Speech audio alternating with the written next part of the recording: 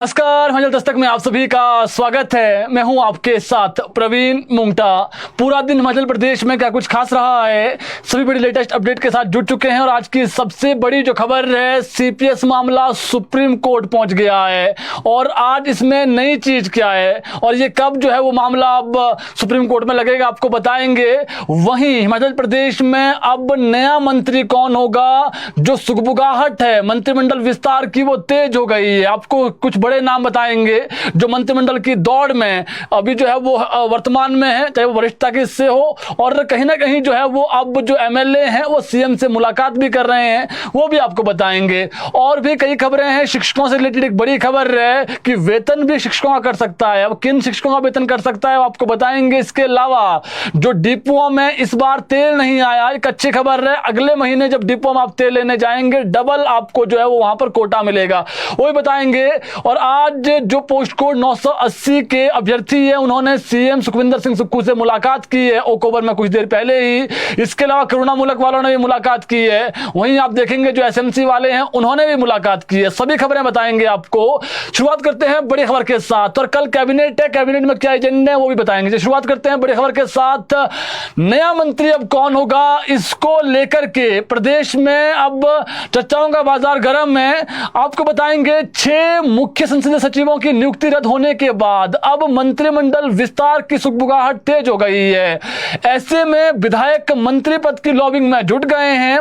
बीते कल जहां संजय अवस्थी और मोहनलाल ब्राक्टा सुक्खू से मिले, वहीं अब जो एक पद, देखिए अभी जो है वो एक पद खाली चल रहा है, मंत्री सिर्फ एक ही बन सकता है। जो एक पद मंत्रिमंडल में खाली चल रहा है, अब सूचना यह है कि जो राज्य सरकार का 2 साल का जो कार्यकाल है वो अब पूर्ण हो रहा है। इसका एक जो बड़ा कार्यक्रम है, जश्न का जो कार्यक्रम होने वाला है, वो शिमला में हो सकता है कि उसमें अभी तय करना है। कल कैबिनेट में इस पर चर्चा हो सकती है कि कहां पर इसको करवाना है। मोस्ट प्रोबेबली शिमला में ही ये जो है वो कार्यक्रम होना है।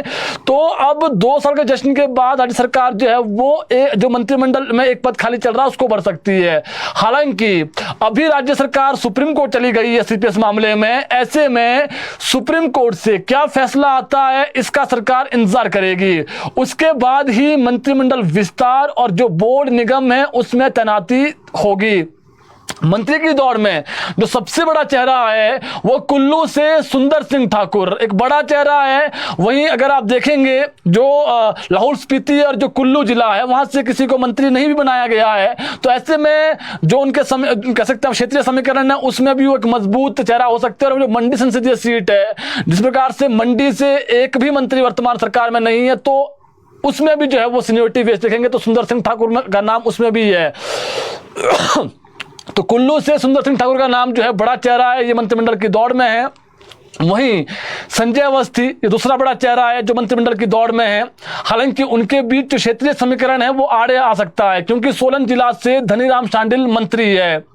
वहीं मंडी आप देखेंगे, मंडी की हमने बता ही दिया है कि मंडी जो संसदीय क्षेत्र है वहां से हमने बता दिया कुल्लू सुंदर सिंह ठाकुर का नाम है। वहीं सीनियरिटी बेस्ड आप देखेंगे ज्वालामुखी से विधायक संजय रतन, ये जो है वो मंत्रिमंडल की दौड़ में है। पालमपुर से आशीष बुटेल भी मंत्रिमंडल की दौड़ में है। वहीं अगर महिला चेहरे पर कांग्रेस दांव खेलती है, कांग्रेस जो है महिला चेहरे को जो है वो शामिल करती है, तो इसमें जो पहली बार विधायक बनी है, दोनों नई विधायक जो है वो कमलेश ठाकुर और अनुराधा राणा, ये भी जो है वो दौड़ में है। अब देखना पड़ेगा किसको मंत्रिमंडल में जगह मिलती है। लेकिन बात वही है कि मंत्रिमंडल विस्तार फिलहाल अभी नहीं होगा। इसलिए नहीं होगा क्योंकि राज्य सरकार जो है वो सीपीएस मामले में सुप्रीम कोर्ट चली गई है। जो वहां से अब डिसीजन आएगा उसके बाद मंत्रिमंडल विस्तार आगे होगा। इसके अलावा देखना होगा कि जब मंत्रिमंडल विस्तार होगा उसमें भी सीएम सुक्खू को अपनी राजनीतिक सूझबूझ दिखानी होगी ताकि बगावत ना हो। सुंदर सिंह ठाकुर, संजय अवस्थी, संजय रतन, आशीष बुटेल, ये बड़े नाम हैं जिन पर जो है वो जो मंत्रिमंडल में शामिल हो सकते हैं। वहीं हिमाचल हाई कोर्ट की ओर से सीपीएस की नियुक्तियां रद्द करने के फैसले को राज्य सरकार ने सुप्रीम कोर्ट में चुनौती दे दी है। हिमाचल प्रदेश सीपीएस जो पीएस एक्ट है 2006 को, उसको निरस्त करने के खिलाफ उच्चतम न्यायालय में बीती शाम राज्य सरकार ने एसएलपी दायर कर दी है। संभावना है। जो हमारी बातचीत हुई है एडवोकेट जनरल प्रदेश के अनुव्रतन, उन्होंने ये कहा है कि अगले हफ्ते ये मामला सुप्रीम कोर्ट में लग जाएगा। उसके बाद फिर इस मामले में वहां पर बहस होगी और उधर इस मामले में जो भाजपा नेता है, उन्होंने भी सुप्रीम कोर्ट में कैविएट दायर कर दी है। इसी बीच हटाए गए मुख्य संसदीय सचिवों के विधायक बनने पर संशय अभी भी बरकरार है। भाजपा इस चीज को भी देख रही है। सीपीएस से तो हटा दिया है, भाजपा कह रही है कि जो ऑफिस ऑफ प्रॉफिट के इससे देखेंगे तो जो पैसा है सरकारी पैसा, उसका दुरुपयोग किया गया है। तो अभी जो है वो जो 6 सीपीएस थे उनके विधायकी पर भी संशय बरकरार है। कैविएट फाइल किए भाजपा नेताओं ने। तो हाईकोर्ट के फैसलों की तीनों अब जो पक्ष हैं, दोनों पक्ष हैं, माफी चाहूंगा, वो अलग अलग जो व्याख्या है वो कर रहे हैं। और विधानसभा सदस्यता जो समाप्त होने को लेकर जो विशेषज्ञ है वो भी एकमत नहीं है। मुख्यमंत्री सुखविंदर सिंह सुक्खू ने पिछले कल धर्मशाला से लौटते ही सचिवालय में आला अधिकारियों से बैठक की थी और बैठक में मुख्य सचिव भी थे, जो विधि अधिकारी वो भी मौजूद थे। और हाईकोर्ट के फैसले को सुप्रीम कोर्ट में चुनौती देने के लिए जो है वो महाधिवक्ता कल ही जो है वो दिल्ली चले गए थे और आज हमारी इनसे बातचीत भी हुई है। आज भी ऑफिसरों को ओकबर बुलाया गया था। कल मंत्रिमंडल की बैठक है तो सीएम ने साफ किया है कि मंत्रिमंडल की बैठक में इस पर चर्चा कर आगे की जो रणनीति है वो बनाई जाएगी। ये मान के चलेगी कल भी इस पर चर्चा होनी है अनऑफिशियली अंदर जब कैबिनेट चलेगी। और भाजपा से जुड़े मामलों की पैरवी कर रहे वरिष्ठ अधिवक्ता ने बताया कि प्रदेश सरकार के सुप्रीम कोर्ट जाने की संभावनाओं के मद्देनजर पिछले कल ही कैविएट दायर कर दी गई थी। और कैविएट एक कानूनी नोटिस होता है और सरकार के हाईकोर्ट के फैसले को सुप्रीम कोर्ट में चुनौती देने पर अब याचिकाकर्ता भाजपा नेताओं का पक्ष भी इस मामले में सुना जाएगा। तो सीपीएस मामले में राज्य सरकार एसएलपी दायर कर चुकी है बीते कल ही और अगले जो संभावनाएं हैं अगले सप्ताह ये जो मामला है सुप्रीम कोर्ट में लग जाएगा। और भाजपा ने भी कैविएट दायर कर दी है और वहां पर अब बहस होगी, उसके बाद क्या इस पर निर्णय आता है। हालांकि जो एसएलपी दायर हुई है वो एक्ट को लेकर के हुई है, जो एक्ट है उसको निरस्त कर दिया है हाईकोर्ट ने। इस पर जो है वो एसएलपी दायर की गई है। इसके अलावा मुख्यमंत्री सुखविंदर सिंह सुक्खू ने आज शिमला जिला के रामपुर में 50,000 लीटर प्रतिदिन क्षमता के दत्तनगर दुग्ध प्रसंस्करण संयंत्र का उद्घाटन किया। इस मौके पर सीएम ने आगामी बजट में दूध के खरीद मूल्य बढ़ोतरी का आश्वासन दिया है और दुग्ध प्रसंस्करण संयंत्र में अब पहले से अधिक पशुपालक दूध बेच सकेंगे। यहां अभी तक 20,000 लीटर क्षमता का मिल्क प्लांट था, अब यहां 50,000 लीटर का जो क्षमता वाला जो प्लांट है वो शुरू हो गया। इसका उद्घाटन किया है सीएम ने आज। इससे यहां 1.5 लाख लीटर दूध प्रतिदिन प्रोसेस करने की क्षमता हो जाएगी। इन दिनों सर्दियों का मौसम है और ऐसे में जो है वो प्रतिदिन 85,000 जो लीटर दूध है वो यहां पर पहुंच रहा है। और प्लांट करीब 16 करोड़ रुपए की लागत से तैयार हुआ है और प्लांट में अब पहली बार जो फ्लेवर वाला दूध है वो भी तैयार किया जाएगा। यह प्रदेश का सबसे बड़ा प्लांट है। प्रदेश के 500 प्राइमरी स्कूलों को जल्द एक्सीलेंस स्कूलों का दर्जा मिलने वाला है और शिक्षा विभाग ने इन स्कूलों की सूची तैयार कर दी है। बहुत बड़ी खबर है, महत्वपूर्ण खबर है। अब जो सरकारी स्कूल है वो एक्सीलेंस बनेंगे जहां पर सुविधाएं बहुत अच्छी होगी। वहीं जल्द सरकार की अंतिम अप्रूवल मिलने के बाद इसकी जो अधिसूचना है वो जारी कर दी जाएगी। इन 500 प्राइमरी स्कूलों में हर कक्षा के लिए एक जो शिक्षक है वो नियुक्त किया जाएगा, यानी कि 5वीं तक 5 शिक्षक इन चयनित स्कूलों में नियुक्त किए जाएंगे। मुख्यमंत्री सुखविंदर सिंह सुक्खू के आदेशों पर शिक्षा विभाग ने जो एनरोलमेंट है उसके आधार पर इन 500 स्कूलों की जो सूची है वो तैयार कर सरकार को भेज दी है। इसके साथ ही जिला उपनिदेशकों को यह भी कहा गया है कि अगर किन्हीं स्कूलों में छात्रों की एनरोलमेंट कम है तो स्कूलों के जो नाम है वो भेजे जाएं ताकि उनकी जगह फिर दूसरे स्कूलों को जो है वो चयन किया जाए। तो सूची एक तो आ गई है, जहां पर कम बच्चे हैं उनका बच्चे हैं फिर वहां पर और स्कूलों की सूची भी आप भेज दें, ये कहा गया है। दरअसल उन प्राइमरी स्कूलों को एक्सीलेंस बनाया जा रहा है जहां पर छात्रों की संख्या 50 या इससे ज्यादा है। छात्रों की कम एनरोलमेंट वाले स्कूलों को एक्सीलेंस दर्जा नहीं मिलेगा। बड़ी बात यह कि हिमाचल प्रदेश के स्कूलों को एक्सीलेंस का दर्जा देकर इन स्कूलों की शिक्षा को लेकर सरकार विशेष ध्यान रखेगी। इंफ्रास्ट्रक्चर से लेकर इन स्कूलों के रिपेयर के लिए अलग से जो बजट का प्रावधान है वो किया जाएगा ताकि एक्सीलेंस स्कूलों में छात्रों की जो एनरोलमेंट है वो बढ़ सके।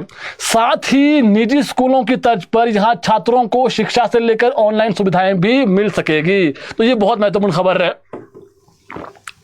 तो एक्सीलेंस जो स्कूल है वो बनाए जा रहे हैं और इसमें जो 50 से जहां अधिक बच्चे हैं वो जो है वो एक्सीलेंस स्कूल बनेंगे। इसकी जो सूची है वो सरकार को भेज दी है, कैबिनेट में जाएगा, फिर इस पर जो है वो निर्णय लिया जाएगा। यानी जो अगला शैक्षणिक सत्र होगा उसमें 500 स्कूल एक्सीलेंस बन जाएंगे और हर विषय का शिक्षक होगा, प्रयोगशालाएं भी होगी और जो खेलकूद प्रतियोगिताएं हैं उसका जो ढांचा है वो भी बहुत अच्छा होगा। यानी चाहे वो बच्चा स्पोर्ट्स में हो, पढ़ने में हो, उस बच्चे पर उस जो कैंपस में हर चीज का जो ध्यान है वो रखा जाएगा। पहले चरण में इसकी शुरुआत की जा रही है 500 स्कूलों से, उसके बाद और भी एक्सीलेंट जो स्कूल है वो बनाए जाएंगे। तो अच्छी खबर है, गवर्नमेंट स्कूल के जो बच्चे हैं उनको प्राइवेट स्कूलों जैसी सुविधा यहां पर मिलेगी। दूसरी बड़ी खबर, सरकारी स्कूलों से अब जो बायोमेट्रिक मशीनें हैं वो हटाई जाएगी। ये बहुत महत्वपूर्ण खबर है। शिक्षकों की 100% अब जो हाजिरी है वो मोबाइल सॉफ्टवेयर से लगेगी, इसके आदेश जारी कर दिए गए हैं। ब्लॉक व जिलों से जो है वो इसकी मॉनिटरिंग होगी और प्रिंसिपल जो है वो लगाएंगे सभी शिक्षकों की ऑनलाइन हाजिरी, और ऑनलाइन हाजिरी न लगाने पर जो वेतन है वो भी कटेगा। ये महत्वपूर्ण है। शिक्षा विभाग ने बैठक में जिला उपनिदेशकों को ये आदेश अब दे दिए हैं। यानी सॉफ्टवेयर जो फोन में सॉफ्टवेयर होगा उसी के थ्रू हाजिरी लगेगी, जो मशीनें हैं वो वापसी मंगा ली गई है। तो ये महत्वपूर्ण खबर है और सभी शिक्षकों को ये बहुत जरूरी होगा कि वो हाजिरी अपनी लगाएं, वो स्कूल में है, ये बेहद महत्वपूर्ण होगा। जो नहीं होगा तो फिर आपको मालूम है वेतन भी कटेगा। अगर कोई फरलू किसी ने मार दिया तो उनका वेतन कटेगा। इसके अलावा प्रदेश में बंद होने की स्थिति में चल रहे 386 आंगनबाड़ी केंद्रों को लेकर अच्छी खबर है। केंद्र सरकार ने इन आंगनबाड़ी केंद्रों को अपग्रेड करने की मंजूरी दे दी है। वहीं तय समय पर इन केंद्रों में एनरोलमेंट व अन्य औपचारिकताएं पूरी करने को कहा गया है। आपको बता दें, प्रदेश में 386 आंगनबाड़ी केंद्रों में अब नए जो सहायिकाओं के पदों को भी भरा जाएगा।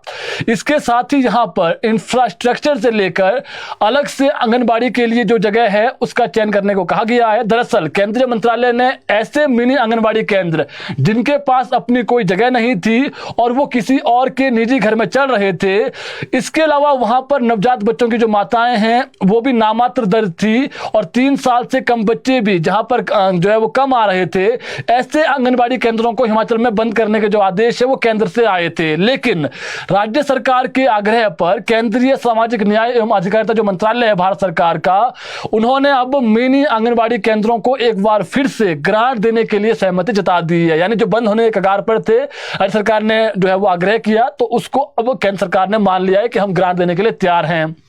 इसके साथ ही हिमाचल सरकार को इन संस्थानों को अपग्रेड करने को कहा गया है। आपको बता दें 2 माह में फिर से केंद्रीय टीम हिमाचल प्रदेश आएगी और राज्य सरकार के सभी आंगनबाड़ी केंद्रों का दौरा कर आंकलन करेगी कि कौन सा चलने लायक है, कौन सा नहीं है। फिर जहां पर चलने लायक नहीं होगा, देखिए जहां पर दिक्कत कहां आ रही है, दिक्कत वहां आ रही है जहां पर घरों में चल रहा है, जहां पर अपनी लैंड नहीं है सरकार की, घर के अंदर चलाना पड़ रहा है उसको, उनको फिर हालांकि उनको फिर पैसे भी देने पड़ रहे हैं चलाने के लिए।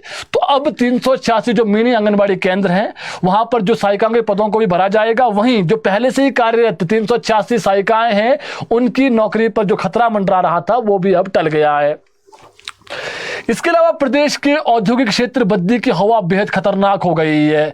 यहां का जो एयर क्वालिटी इंडेक्स है वो 10 दिनों से निरंतर 250 से 351 के बीच चल रहा है और आज भी जो सुबह एयर क्वालिटी इंडेक्स था वो 329 रिकॉर्ड किया गया है। और जो रिचर्ड ए मिलर और एलिजाबेथ मिलर की स्टडी के अनुसार बद्दी की हवा दिन में 10 से 20 सिगरेट के धुएं जैसे खतरनाक हो गई है। जिस शहर में एयर क्वालिटी इंडेक्स 250 होता है तो वहां की लगभग 8 से 9 सिगरेट पीने जैसी खतरनाक जो हवा है वो होती है।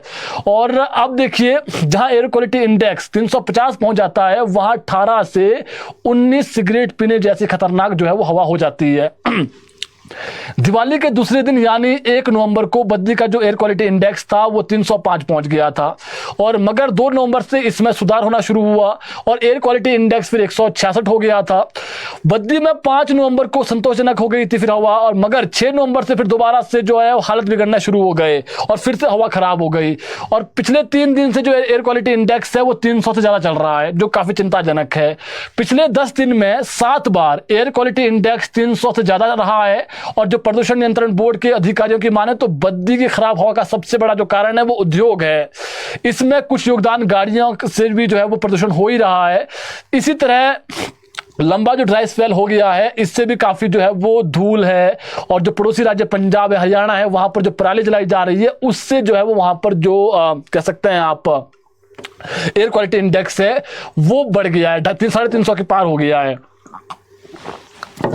वहीं इसके अलावा बात करें एक और खबर को लेकर के, यूपी उपचुनाव में हिमाचल की जो आईपीएस ऑफिसर है इल्मा अफरोज, वो मुद्दा बन गई है। बड़ी खबर है, हिमाचल सरकार ने इल्मा को कांग्रेस विधायक, जो ये पूरा विवाद है, एक कांग्रेस के जो विधायक है और ये कहा जा रहा है कि एक आईपीएस ऑफिसर है, उनके बीच कुछ विवाद हुआ जिसके बाद वो लंबी छुट्टी पर चली गई। हालांकि जो सीपीएस है उन्होंने इस खबर को सिरे से नकारा है। उन्होंने कहा कि मेरा इससे कोई लेना देना नहीं है, वो अपने उनका पारिवारिक मसला था इसलिए वहां पर गई है। एक बड़ा विवाद प्रदेश में बना हुआ है, लेकिन अब ये सुर्खियों में कैसे हैं आईपीएस ऑफिसर, बताते हैं आपको। छुट्टी में है अभी, वहां पर नया जो है वो एसपी भी कुछ समय के लिए जो है वो भेज दिया गया है, जब तक वो वापसी नहीं लौटती है। इल्मा मुरादाबाद के कुंदरकी की रहने वाली है। इस वक्त वो अपने जो पैतृक आवास से वहां पर रह रही है गांव में। और कुंदरकी में आपको बता दें उपचुनाव चला हुआ है और 5 दिन बाद वोटिंग होनी है, और राजनीतिक पार्टियों के जो लोग हैं जो है वो उनसे मिलने, जो वहां पर है, मिलने के लिए पहुंच रहे हैं। इसी बीच भाजपा प्रत्याशी रामबीर सिंह ने इल्मा का खुला समर्थन किया है। वह इल्मा को चुनावी मुद्दा बनाने में लग गए हैं वहां पर। उन्होंने कहा कि हिमाचल सरकार ने लेडी ऑफिसर को अपमानित किया है। उनके अनुसार आरोप लगाया उन्होंने, सपा कांग्रेस मुस्लिमों की भावनाओं से खेल रही है, ये उन्होंने आरोप लगाया है। दरअसल मुस्लिम बहुल कुंदर की जो सीट है वहां पर जीत का जो फैक्टर है वो मुस्लिम वोटर्स है। तो अब वहां पर जो भाजपा के प्रत्याशी है वो इसको मुद्दा बनाना चाह रहे हैं, और वहां पर वो उन्होंने समर्थन भी किया है उनका। ऐसे में उन्होंने इल्मा का समर्थन करके मुस्लिम कार्ड वहां पर चला है। और रामबीर के बाद जो मुरादाबाद के पूर्व सपा सांसद डॉक्टर एसटी हसन, उन्होंने भी इल्मा का समर्थन किया है। कुल मिला के देखें, हालांकि जो अभी तक हिमाचल प्रदेश के हिसाब से देखेंगे तो राज्य सरकार, हालांकि सीएम से भी जब सवाल किया गया तो उन्होंने भी यही कहा कि मुझे तो जानकारी नहीं है इसकी, ऐसा कुछ भी नहीं है। और सीपीएस ने तो ये तक कह दिया है कि मेरा इससे कोई लेना देना नहीं है, वो अपने घर गई है और वापसी लौटेगी तो वही एसपी रहेगी, क्योंकि हमने जो है नया एसपी भी वहां पर लगाया गया है, वो जब तक वापसी नहीं लौटती तब तक लगाया गया है। तो कुल मिला के देखें, विवाद चाहे जो भी हो, लेकिन वहां पर जो प्रत्याशी है वो समर्थन में आ गए हैं और ये कह रहे हैं कि कांग्रेस और सपा जो है वो जो मुस्लिमों का साथ देने की बात करते हैं वो वहां पर इस तरीके से अपमानित कर रहे हैं लेडी ऑफिसर को, ये उन्होंने आरोप लगाया है। इसके अलावा चंबे जिला में आरटीआई के तहत मांगी गई जानकारी न देने पर विकास खंड महिला के पंचायत सचिव पर 25,000 रुपए का जुर्माना लगाया। यानी जो पंचायत सेक्रेटरी है उस पर 25,000 रुपए का जुर्माना लगा है। कैसे लगाया बताते हैं आपको। ये जुर्माना राज्य मुख्य सूचना आयुक्त जो है वो आरडी धीमान की तरफ से लगाया गया है।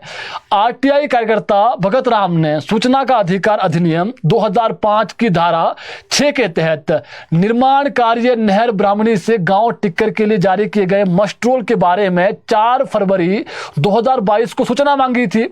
आरटीआई अधिनियम 2005 की धारा 7(1) के तहत यह सूचना उन्हें 30 दिन के भीतर प्रदान करना अनिवार्य था, लेकिन लोक सूचना अधिकारी एवं पंचायत सचिव ने यह जानकारी उन्हें निर्धारित समय पर नहीं दी।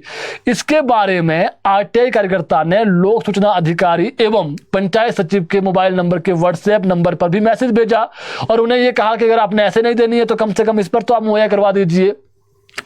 इसके बाद भी उन्हें कोई जानकारी नहीं मिल पाई। इसके बाद आरटीआई कार्यकर्ता ने पहली अपील विकासखंड अधिकारी महिला के पास की और उनसे आग्रह किया कि लोक सूचना अधिकारी एवं पंचायत सचिव को निर्देश जारी किए जाए कि वह मांगी गई जो जानकारी है वो जल्द दी जाए।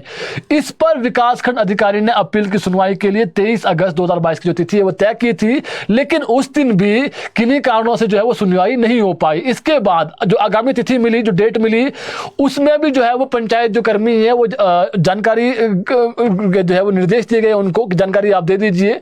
बावजूद इसके जो आरटीआई कार्यकर्ता थे उनसे जो जानकारी है फिर भी उनको जानकारी नहीं दी गई। तो अब क्या हुआ है कि अब जो इस पर जो ये पंचायत सचिव है इनके खिलाफ जुर्माना लगा दिया गया और इनको 25,000 रुपए भरने पड़ेंगे जी। तो ये आरटीआई है जी, जब आरटीआई लगती है तो 30 दिन के अंदर जो जानकारी वो देनी पड़ती है, जो नहीं देता है तो उस पर फिर इस तरीके से कार्रवाई होती है और अब जो जुर्माना है वो लगाया गया है।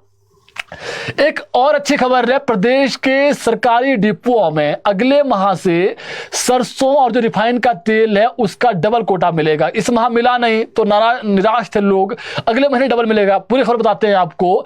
जिन उपभोक्ताओं को इस माह सस्ते दामों पर डिपुओं में तेल नहीं मिला है, उन्हें अगले माह 2-2 पैकेट दिए जाएंगे। दरअसल रिफाइंड और सरसों के टेंडर नए सिरे से किए गए हैं और कंपनियां जो है वो फाइनल कर सरकार को प्रपोजल अंतिम अप्रूवल के लिए भेज दिया गया है। राज्य की उचित मूल्यों की दुकानों से तेल गायब हो गया था, इस वजह से उपभोक्ताओं को खाली हाथ ही जो है वो रहना पड़ा था इस महीने। दरअसल तेल कंपनियों ने जो है वो केंद्र में भाव बढ़ा दिए हैं, इस वजह से ओपन मार्केट में जो तेल के भाव है वो सीधे 20 से 22 रुपए बढ़ गए, यानी तेल के जो रेट है वो बढ़ गए हैं ओपन मार्केट में, महंगा मिल रहा है तेल। यही वजह है कि अभी ओपन मार्केट में तेल के बढ़ते दामों को देखते हुए सरकार इंतजार कर रही है और सूत्रों की माने तो 1 हफ्ते के भीतर सरकार अब जो प्रपोजल है उसको मंजूरी दे देगी। वहीं अगले माह यानी कि दिसंबर में उपभोक्ताओं को डबल कोटा जो है मिलेगा तेल का, जो इस महीने नहीं मिला वो नेक्स्ट मंथ मिल जाएगा। और सूचना यह भी है कि जो केंद्र सरकार है, जो खाद्य तेल पे जो दाम है वो बढ़ा दिए गए हैं, जिसके तहत जो है वो वहां पर भी तेल की जो कीमत है वो बढ़ी है। जो खाद्य तेल की कीमतें हैं वो लगभग 20 से 30 रुपए बढ़ी है। और सूचना ये भी है कि यहाँ पर डबल कोटा जरूर मिलेगा, लेकिन जो दाम है वो यहाँ पर भी बढ़े हुए मिलेंगे, यानी जो तेल है आपको महंगा मिलेगा नेक्स्ट मंथ कोटे में भी।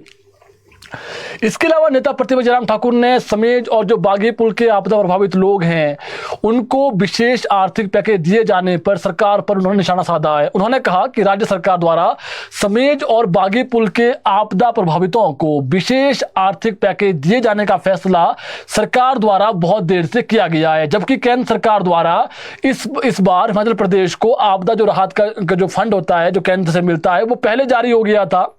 हादसे के बाद ही हम जो भाजपा है हमने मांग की थी कि सामान्य जो मदद है उससे जो है वो कुछ और राशि जो पिछले वाले जो प्रभावित लोग थे उन्हीं की तरह इनको भी दिया जाए 7 लाख रुपए। लेकिन अब काफी लंबे समय हो गया है, जबकि राशि बहुत पहले हो गई थी, तो ऐसे में इतना लेट क्यों दिया जा रहा है इनको पैसा, ये जो है वो आज जयराम ठाकुर ने जुबानी हमला बोला है। इस आपदा के जो जख्म है उसको भरने में काफी वक्त लगेगा। ऐसे में सरकार प्रदेश में इस मानसून में हुई भीषण तबाही पर आपदा के प्रभावितों को विशेष आर्थिक पैकेज के तहत जो है वो मदद कर रही है। उन्होंने उस वक्त मांग की थी जयराम ठाकुर ने, और नेता प्रतिपक्ष ने कहा है कि आपदा के तुरंत बाद ही प्रभावितों के जो है वो जो राहत बचाव कार्य है और जो पुनर्वास के लिए जो पैसा होता है वो उसी वक्त दे दिया जाना चाहिए था, लेकिन अभी तक नहीं दिया गया है। लेकिन सरकार ने जो आर्थिक पैकेज है उसकी घोषणा 4 महीने के बाद की है और अभी प्रदेश के सभी आपदा प्रभावितों को विशेष आर्थिक पैकेज देने की जो घोषणा है वो नहीं की गई है। हालांकि समेज में की गई और वहां पर की गई, तो उन्होंने ये कहा कि सिर्फ समेज में ही आपदा नहीं आई थी, राजबन में भी आई थी। तो ऐसे में सभी के लिए जो है वो बहुत जल्दी जो अन्य क्षेत्र बच जाते हैं वहां के लिए भी आपदा जो राहत पैकेज है उसकी घोषणा सीएम को करनी चाहिए, ये उन्होंने कहा है।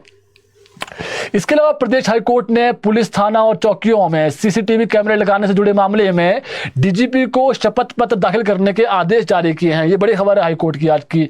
शपथ पत्र में डीजीपी को यह स्पष्ट करने को कहा गया है कि क्या पुलिस चौकियों में सीसीटीवी कैमरे उचित स्थान पर लगाए गए हैं। कार्यवाहक मुख्य न्यायाधीश तरलोक सिंह चौहान और न्यायाधीश सत्येंद्र वैद्य की खंडपीठ ने डीजीपी को यह स्पष्ट करने को कहा है कि इस मामले में 12 मार्च 2024 को दिए हाईकोर्ट के आदेशों पर क्या कार्रवाई की गई है, ये कहा गया है।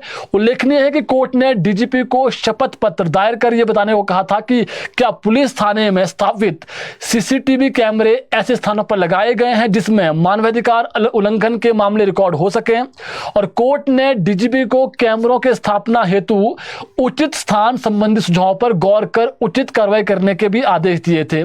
कोर्ट ने डिस्ट्रिक्ट लेवल ओवरसाइट कमेटियों को आदेश दिए थे कि वे समय पर सीसीटीवी फुटेज की समीक्षा कर पता लगाए कि क्या पुलिस स्टेशन में मानवाधिकारों का उल्लंघन तो नहीं हो रहा है। और कोर्ट ने स्टेट लेवल ओवरसाइट कमेटी की लंबे अंतराल के बाद बैठकों के आयोजन को गंभीरता से लेते हुए इन बैठकों का समय समय पर आयोजन करने के आदेश भी दिए थे। तो कोर्ट ने ये अब जो है वो डीजीपी से मांग लिया कि कहां पर जो है वो ये लगे हुए हैं। इसके अलावा बात करें मौसम को लेकर, तो प्रदेश में जो मौसम है कल भी खराब रहने वाला है। कल भी चोटियों पर कई स्थानों पर बारिश का पूर्वानुमान है और प्रदेश में 17 से 21 नवंबर तक अभी मौसम साफ रहेगा और सुबह और शाम जो है वो ठंड बढ़ गई है। यानी ये मान के चले कि अभी मौसम अधिक खराब नहीं है, सिर्फ कल मौसम खराब है, सिर्फ चोटियों पर खराब है। हाई वाले जो एरियाज है वहां पर खराब रहने वाला है। इसके अलावा बात करें कैबिनेट को लेकर, तो कल कैबिनेट जो है वो सुबह 11 बजे होगी और कैबिनेट में कल सबसे महत्वपूर्ण जो शीतकालीन सत्र है वो कब करवाना है, इसको लेकर के जो है वो कल चर्चा होगी कैबिनेट में। और दूसरा, जो 2 साल का जश्न है वो कहां पर करवाना है, कैसे करवाना है, उस पर भी चर्चा होनी है। और करुणा मूलक से रिलेटेड भी जो है कुछ फैसला हो सकता है। और जो राज्य चयन आयोग है वहां पर अब जिस प्रकार से जो नए अध्यक्ष वहां पर बनाए गए हैं, जो नए चेयरमैन वहां पर बनाए गए हैं, तो उनकी अब जो सारी चीजें हैं वो हो गई है, शपथ ग्रहण समारोह भी उनका हो गया है। तो ऐसे में अब कई जो भर्तियां हैं वो कल, उसका जो पिटारा है वो कल खुलेगा। यानी कई जगहों पर जो है वो जो विभागों में खाली पद चल रहे हैं उसको कल कैबिनेट में जो है वो मंजूरी मिलेगी। तो ये कैबिनेट से रिलेटेड एक महत्वपूर्ण अपडेट थी। बाकी जो महत्वपूर्ण सूचनाएं आप तक हमने पहुंचा दी है, और तातरीन खबरों के लिए हमारे साथ जुड़े रहें। अभी के लिए फिलहाल इतना ही, धन्यवाद।